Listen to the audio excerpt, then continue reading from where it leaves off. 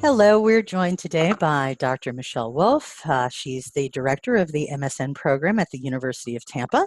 She's here today to share some of the innovative ways her program has integrated ReelDx into its curriculum. Thanks, Michelle, for joining me today. Oh, it's my pleasure. Thank you for having me. Really appreciate it. So, Michelle, if you could you give us a brief history quickly about your educational background and your path to your current role? Sure. Originally, about 30 years ago, I started as an emergency room trauma nurse, and I did that for about 20 years before I decided to go back 10 years ago and get my master's degree from the University of Tampa, which I am now the director of the Master of Science in Nursing program. And about a month ago, I received my doctorate in nursing practice from Maryville University. Well, congratulations. That's very exciting. Could you tell us a little bit about your program at Tampa? Is there a underlying conceptual framework or the different tracks? How's the program structured? Sure. We're a traditional program both at the master's and the BSN level. And we have a master's program in both family practice and adult geriatric nursing practice. So we have two tracks at the University of Tampa. And in less than a year, in 2019, in the spring, we'll be starting our first DNP class. Wow. And that's going to be online. That's going to be all online, 100% online program. So that'll be new, not just to nursing, but to the university. Wow, that's terrific. And how'd you first learn about ReelDx?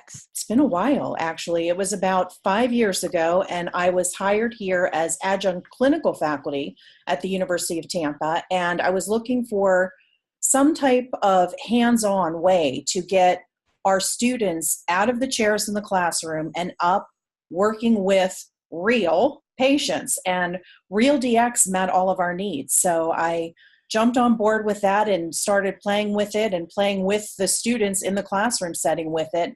And it's just taken off from there, both in the simulation lab, in the clinical scenarios that we do, and also in the classroom. We're able to bring the clinical situations into our clinical management courses. So tell me, Michelle, what are we seeing here? So this is a typical way that we have introduced ReelDx into the classroom. This is one of our instructors. She's our pediatric faculty. She teaches the pediatric course. Hope Beltram is her name. And she is actually coming into class, and the topic that she's teaching to this particular session is on upper respiratory and pulmonary. So she comes into the class and you can see the faces. Oh, here we go, 3-hour lecture on their face. And she pops ReelDx up and tells them that it is going to be, they're going to be given scenarios, they're going to break down in groups, and then they're going to present it in the SOAP note format. So here now you can see she's assigned the cases, they've pulled them up on their computers, and you can just see the level of engagement. And that's what ReelDx does for us. I mean, we get a classroom that is prepared to go from a 3-hour lecture where they're sitting, taking notes, probably shopping on Amazon, doing whatever else they're doing on their computers, to here now they're paired up, they're collaborating, they're seeing patients basically in the classroom. And what better way to teach how to manage patients than actually managing them? So this is another example of students collaborating? Exactly. So you can see they're collaborating, they're looking at the patient, they're thinking of other questions they would ask, they're trying to come up with differentials. So what other information are the students looking at on this case? So they're looking at the child's vital signs and symptoms, and then there are different drawers as far as the differential and patient workup. That drawer we've locked. So they have to come up with their own differentials, their own workup, and then actually give a final diagnosis and a treatment plan. So now in this next video, you can see that the students get up and they're going to present this case. And maybe we can listen a little bit to this. And edema of the extremities as well. And mom stated that happened 4 days ago that she noticed it. Mom also stated that he has not been feeling well lately. He has low energy and he's not eating the way he normally would. He denied any sore throat. Mom also stated that he was complaining of some leg pain months ago on and off. Nothing was really done to treat it, more just kind of watchful waiting. Other things that we would want to ask as far as subjective goes, is he urinating? How often is he going? What color is it? Is he wetting the bed at night? Anything like that that would maybe show a change. And then of course we'd also ask any medications, allergies, allergic reactions and if there's any, if the immunizations are up to date. How else has your program leveraged the real patient videos in your curriculum? Are there other examples of how you're using it? Yes, and that's one of the things that I'm really excited about, and it's one of those things where it really takes a village to get everyone on board. And once I had everybody up on board, I went to our simulation director and I said, listen, I want to show you 2 videos. And she's like, oh, okay, I don't really have time. I'm like, that's the beautiful thing about ReelDx. You do have time. They're only 2 to 3 minutes long, perfect for the short attention span and perfect for teaching. So you give them 2 to 3 minutes, a snippet of a patient encounter, and then from there, they have to build upon it. So I said, what I want to do is give you this case and this case. One was an elderly male, one was was a young female. And I want to make our high fidelity mannequins become that ReelDx person. So it was no longer a high fidelity mannequin for our simulation lab with these students. It became our actual patient. And it truly was. It was, talking, all the symptoms on the ReelDx, they were getting from the mannequin, not from the video. So we actually have some video footage if you want to show that. Absolutely. Let's take a look at that. Tell me what this lady is talking about. So this is me, and I'm introducing this. You can see their faces. They all have that like, oh, geez, what is she doing with us now? They walk in, and you can see some of them aren't even sitting in chairs or tables at the back. They put up tables. They set chairs out because they're like, how can we be coming to class and she doesn't have tables and chairs for us? So this was the only time, because they did it on their own. After that, I told them, get up, move. We're not sitting. This is not sitting. We've got patients to be seen. You need to get up. You need to get in there. Patients are waiting. So I set the room up with the simulation team that we have at University of Tampa, and I broke them down into teams. They get up and they move, and that's it. When they sit down again, it's to collaborate together, and you'll see this in a later video. What we've done is we've set up several stations, but the ones I'm going to be speaking about today are the elderly gentleman with a history of cough and fever, which we can look at now. So here we are in the patient's room. They've actually gone into the room, and they're going to watch one of my favorite cases. If you haven't looked at it, you should look at it. It's the whole deal. It's 332 cough and fever. The patient has dementia, so it gets into, and his son is with him, it gets into a power of attorney. He's a terrible historian because of his dementia. His son is very, very talkative and gives a lot of information. And as the provider, you really have to focus in on what is the past medical history, and get a really good history from the son, at the same time focusing on the patient. So it gives a very typical scenario that we see a lot in family practice. And the son does not want this patient admitted, although he's a high-risk elderly gentleman with a cough and fever. So it's very interesting to see how they manage him. And again, the drawers for differential diagnosis and the actual treatment for this gentleman are locked. And if we move further along in the video, you can see that I can actually take diagnostics from ReelDx because of the quality, and I can actually use them. For example, with him, I did a PA and lateral chest film. I printed out what was given to us in ReelDx. I ran it through the lamination machine, and I threw it up on one of the x-ray boxes so they could actually see the film of this guy's chest x-ray. So you can see the ReelDx film actually up on the hot box there, and you can see the mannequin and the students interacting with the mannequin. And it's funny because they keep going back to their comfort zone. They keep going back to the table there that's set up with ReelDx. And eventually I go over and I shut it, and it forces them to interact with the patient, getting the information from the patient, and asking questions. So we allow them to do this as a group initially, but then we move them towards seeing this patient individually. And we have 6 rooms set up with ReelDx in all 6 rooms, and they just will rotate right through one at a time so that they're actually writing the SOAP notes, coming up with the differentials, and then they turn them in this class, in this primary care procedures class, where they're learning to read x-rays and diagnostics along with labs and everything else. we actually run them through this for their final checkoffs, and these are their exams. They do not have anything written. We encourage this class to be all hands-on and not sitting in chairs, and everything is learning at the bedside with our high fidelity mannequins. So you're getting a new sim lab this year, aren't you? Yes, we're so excited. Everything's been ordered. They're opening our doors. We're actually moving from the building. I'm sitting in now. We're moving in July, and we will have a brand new sim lab. So I cannot wait to have my own arena, if you will, to run ReelDx. One patient room at a time is what we're doing now, and rotating, and we'll be able to have a whole unit going at one time. So that'll be fun to video and show in the future. Absolutely. We'll have to capture that once it's all up and running. So what's happening here, Michelle?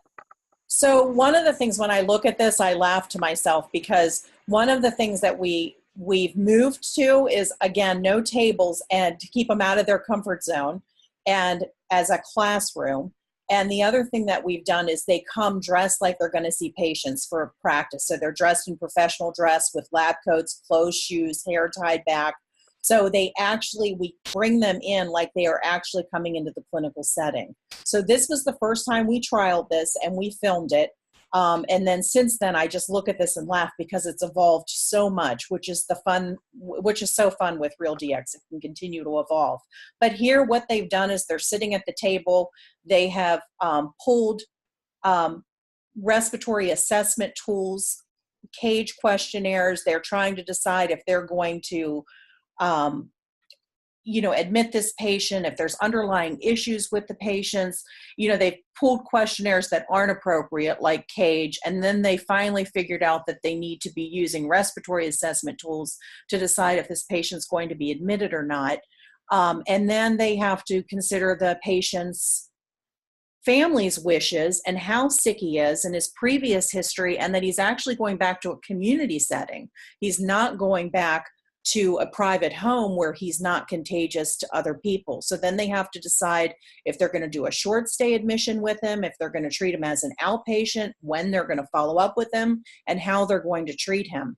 And it's interesting, because there's 4 groups, and 2 had the older gentleman and 2 had the younger woman that we're going to see next with abdominal pain.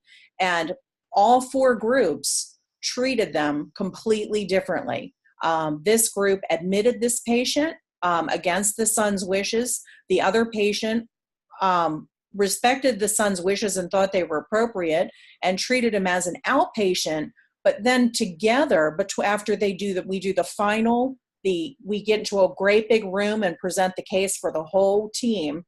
And once we have the case up there, they review the case, and collectively at the end, at the debriefing, they decided the best way to manage this patient was to admit him for a short stay, and then discharge him when he was no longer contagious to the other patients in a close community environment situation. So it just keeps going and going and going. We literally could have used this one case and done the next 3 classes on it. They can just be 15 minutes like we showed in the classroom, or they could be an entire sim lab like we did with these 2 cases, and we could do them for 3 more 2-hour classes in the simulation room.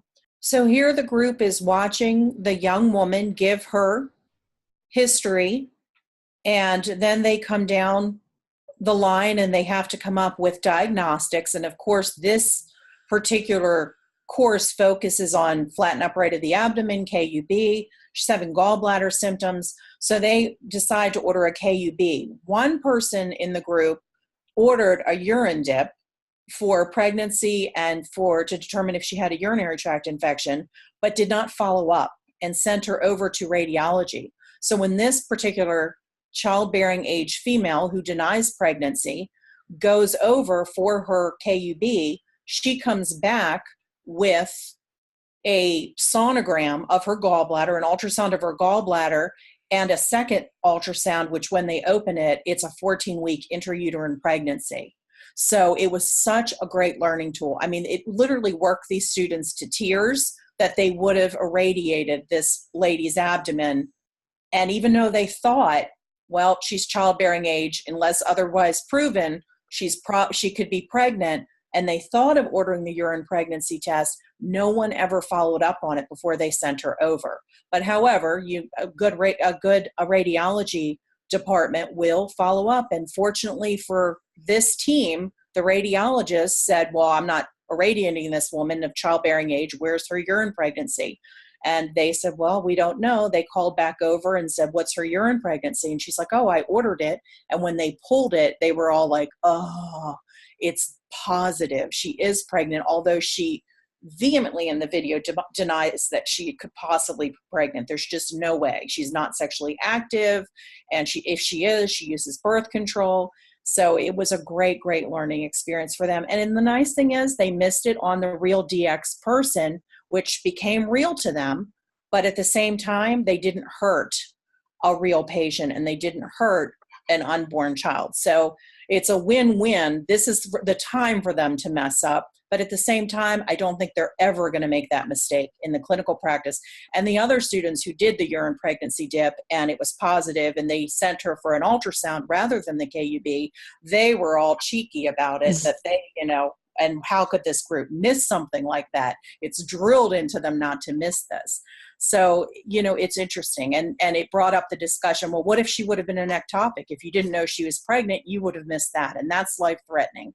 So it just, again, the ReelDx videos you can do so much with. They're just basic information, very short snippets of information, and then you can go any direction you want with it and be as creative and as high level. Like my third semester clinical students, I certainly expect a lot more with differentials and plans of treatment, where my first semester students are sometimes even mixing up what's subjective and what's objective when they're reporting. So we see that across the spectrum too, and ReelDx allows us, because it is very, very basic information, it allows you to build in any direction. So it allows you to essentially anchor conversations with real patients, but then you can change scenarios or reconsider how you or what questions you might ask of your students depending upon what clinical reasoning you'd expect them to apply given their level of training and understanding. Absolutely. So now everyone's together as a group. Tell us about this, Michelle. So this is where the fun begins. Heated discussions, and this is where they quote unquote battle it out. You can see our ReelDx man up there, and the students are going to watch it again, and they are going to present. Each group is going to present to the class what they came up with, what they saw, what their differentials, and what their plan of treatments.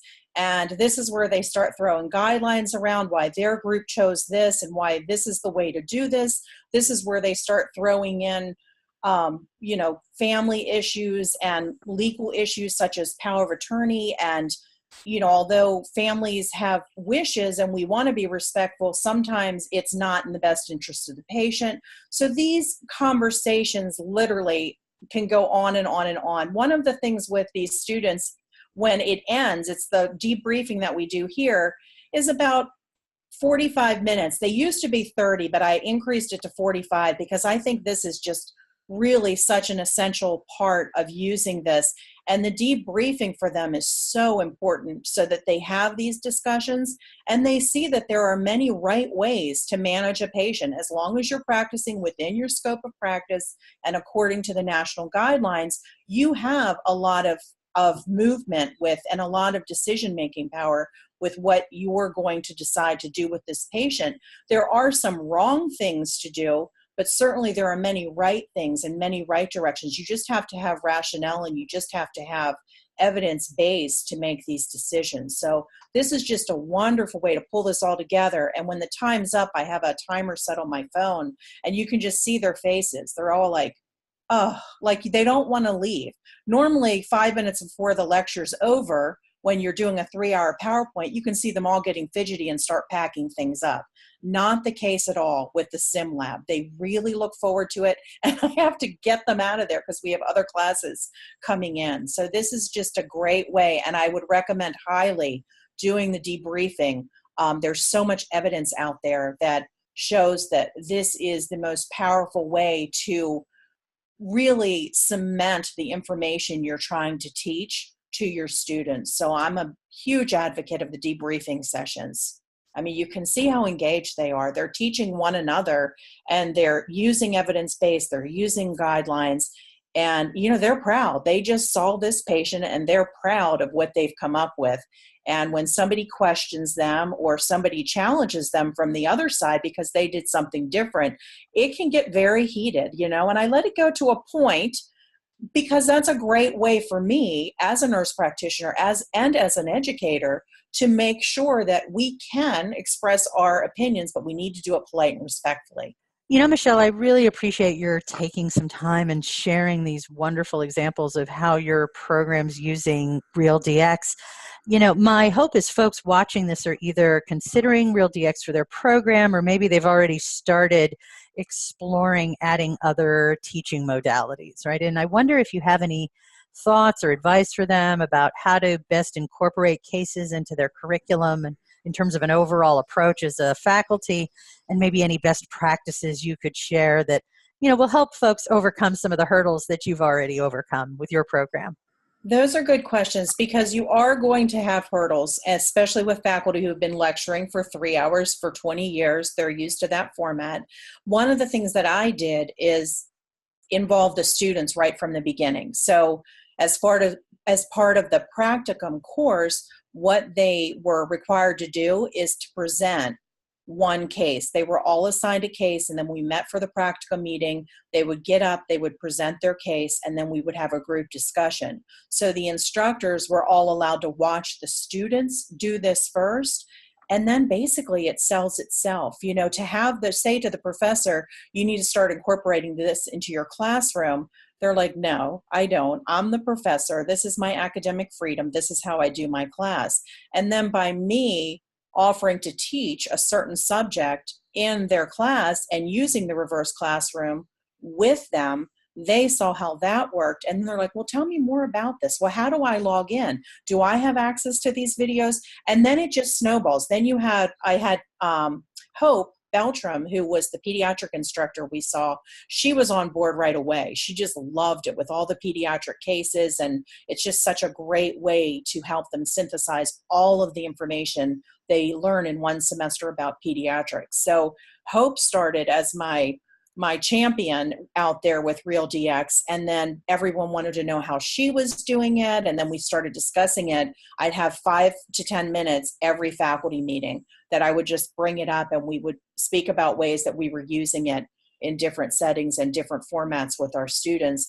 And then it just sells itself. Once the professors used it, saw the students' reactions, and it gives them a little bit of a break too, quite honestly. The students, are teaching all of endocrine and adult management this summer using these videos. And certainly there'll be some adjunct classroom instruction, and there'll be some online instruction for them. But for the most part, it runs itself. Once they get up and they start having to prepare for it, it takes off from there. Wow, that's wonderful for us to hear. So what's next for your program at University of Tampa? So we're hoping to continue doing this. Our sim lab is our big excitement factor here right now, and we can't wait to get ReelDx up and running. And eventually our goal, and we're hoping to do this by spring 2019, is we're going to have the BSN students in, and they'll be getting orders from the MSN students who will be seeing the patients, the ReelDx patients in the high fidelity mannequins, and then they'll write the orders, make the diagnosis, write the orders, and then give them to the RNs who will have to follow the orders, and that will be their skills check off, part of their BSN program. But they also have to learn how to call the nurse practitioner or the physician back and say, I'm not sure about this order. I'm questioning, is this the right dose for this patient before I give it? So it teaches them how to interact at different levels as well. And it also teaches nurse practitioners how to step out of their RN role into the NP role now that they're going to be the ones giving orders. So it should be an amazing learning experience, I think, for all of us, and our students are really looking forward to it. We did it last semester. We had one of the sim patients with ReelDx. It was an elderly female who was having chest pain and respiratory issues, and we had her code. So we had worked the BSNs through the entire mock code scenario with a ReelDx patient. So we hope to continue to do that just like have an entire general medical floor, an entire urgent care center, and running those. And then eventually the following semester, our PA program starts. So then we'll have a interdisciplinary collaborative sessions with ReelDx.